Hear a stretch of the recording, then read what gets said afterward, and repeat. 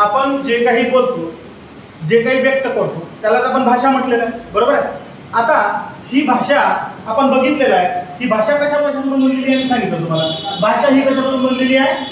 वाक्यांपासून, बरोबर आहे ना. आणि हे वाक्य कशापासून बनतात रे बाबा? शब्दांपासून, बरोबर आहे ना. आता हे शब्द जे आहेत या शब्दांपासून आपले काय बनते? वाक्य बनते, बरोबर आहे. आता वाक्य जे आहे शब्द आणि पद या दोन घटकापासून बनतात, बरोबर आहे ना. मग वाक्यामध्ये येणारे प्रत्येक शब्द, प्रत्येक पद याचं काय कार्य आहे हे पाहणे म्हणजे शब्द विचार. लक्षात ठेवा, शब्द विचार हे प्रकरण आता आपण बघणार आहोत. शब्द विचार. मग बघा, वाक्य म्हणजे आपल्याला समजलं पूर्ण अर्थाचे बोलणे. पण पूर्ण अर्थाचे ज्यावेळेस आपण बोलू, पूर्ण अर्थाचे जेव्हा आपण बोलू त्यावेळेस ते शब्द सुद्धा पूर्ण असले पाहिजे किंवा अर्थ पूर्ण असले पाहिजे. जसं पाण्यात बदक किंवा पाण्यात पोहतो बदक, या हे वाक्य आपल्याला सूत्रबद्ध पद्धतीनं किंवा पूर्ण अर्थाचं वाटते का? नाही. म्हणजे याला सुद्धा काय करावं लागेल? आपला नियमानुसार मांडणी करावी लागेल. म्हणजे या वाक्यामध्ये आलेलं पाणी, पोहतो, बदक या शब्दाची व्यवस्थित मांडणी केली तेव्हा त्याला आपण वाक्य म्हणतो. मग या वाक्यामध्ये बदक पाण्यात पोहतो, बदक पाण्यात पोहतो या शब्दांचं, हे तीन शब्द आलेले आहेत, या तीन शब्दाचं नेमकं काय कार्य आहे? या तीन शब्दाचं काय कार्य आहे त्यालाच आपण शब्दाच्या जाती म्हणतो. शब्दाच्या जाती म्हणजे या वाक्यामध्ये आलेल्या या तीन शब्दाचं काय कार्य आहे याच्यावरूनच त्याच्या 8 जाती पडतात. काय पडतात? 8 जाती. म्हणजे या शब्दाच्या कार्यावरून त्याच्या काय पडतात? 8 जाती पडतात. आता बघा, मी तुम्हाला काल सांगितलेलं आहे, एक व्याख्या सांगितलेली आहे. बघा, पद इथे दिले आपला शब्द आणि पद हे दोन घटक लक्षात ठेवा. बघा, शब्द आणि पद हे दोन शब्द लक्षात ठेवा. आता शब्द म्हणजे काय? शब्द म्हणजे जो मूळ शब्द आहे, मूळ शब्द आहे. आणि पद म्हणजे काय?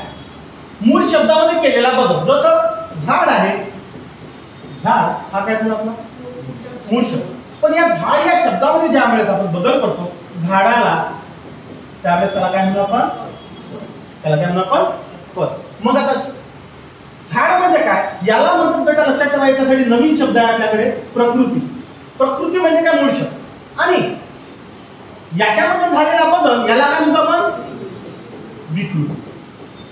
हे दोन घटक लक्षात, प्रकृती आणि विकृती. मग आता हे दोन शब्द आपल्याला लक्षात, विकृती म्हणजे काय? बदल होणे.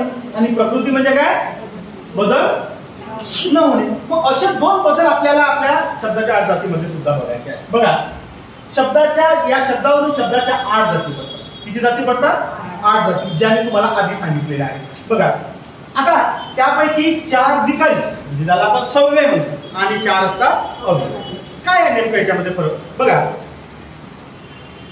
काही शब्दांमध्ये बदल होतात आणि काही शब्दांमध्ये बदल होतो. त्याच्यापैकी 8 शब्दाच्या जाती आहेत. शब्दाच्या जाती, शब्दाच्या जाती एकूण किती आहेत? 8.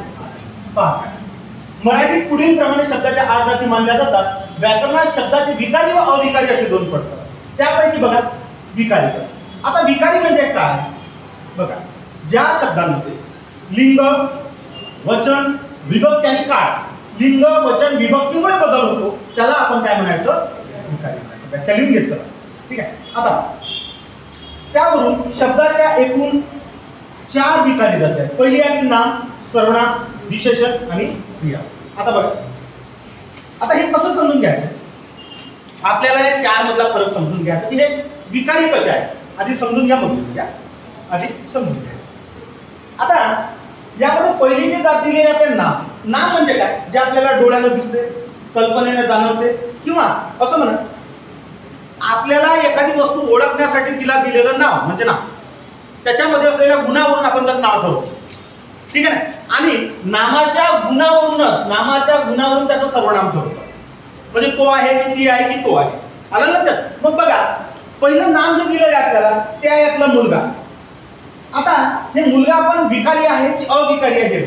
बघा, या मुलगाच्या लिंगामध्ये बदल करू आपण. मुलगाचं काय केलं आपण? मुलगी केलं, ठीक आहे ना. मुलगाचं काय केलं? मुलगी. म्हणजेच काय झालं? त्याचं लिंग बदलतो. म्हणजे तो काय आहे, विकारी की अविकारी, सव्य की अव्यय, सव्य. मग बघा मुलगाचं अनेकवचन काय होते, मुलगे, आणि त्याला विभक्ती प्रत्यय लावलं, या मुलगाचं काय झालं, मुलाने.